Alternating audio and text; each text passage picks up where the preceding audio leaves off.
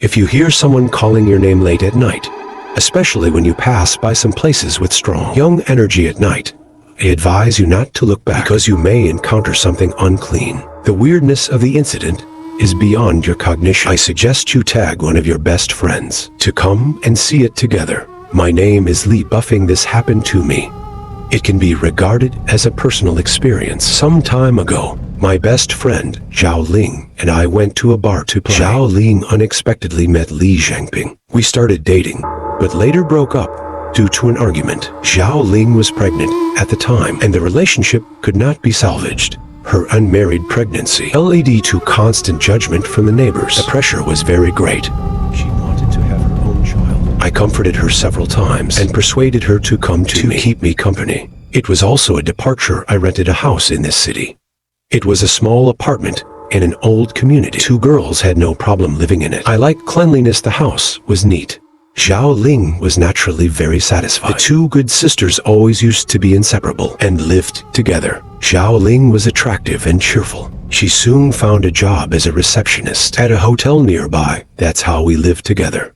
But it was only about 10 days later, because the person who was taking over had something to do. Zhao Ling said she had to work until 11 p.m. I was bored at home, so I picked up my phone to play. At 11 p.m. Zhao Ling hurriedly opened the door, rushed in, and immediately closed it.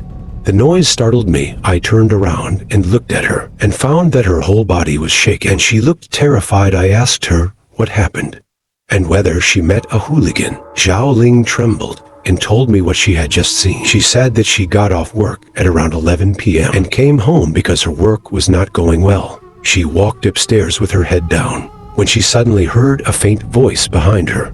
The voice called her name. Zhao Ling didn't know who was calling her. She turned around, but the corridor behind her was empty. There was no one there.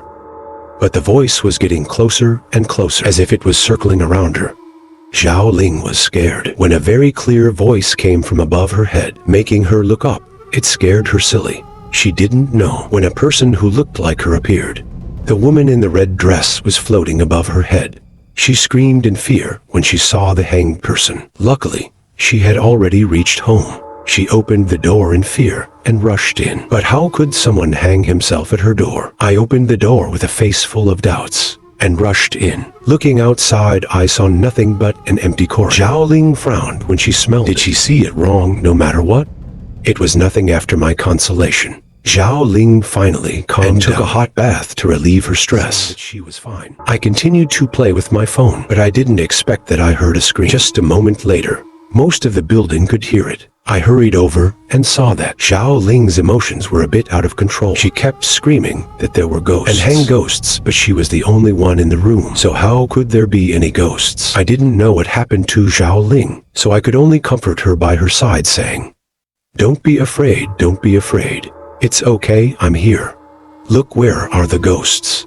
Zhao Ling cried and told me that she had just come out of the shower and was about to go to bed when she heard that voice again. It was very clear and obvious that it was in the room. Zhao Ling immediately recognized the voice coming from above her head.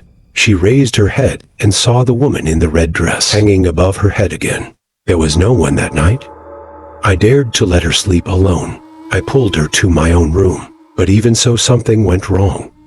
I woke up the next morning and found that Zhao Ling was gone.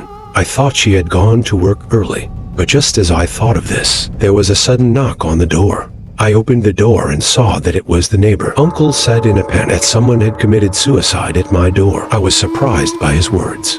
I had a bad feeling as expected.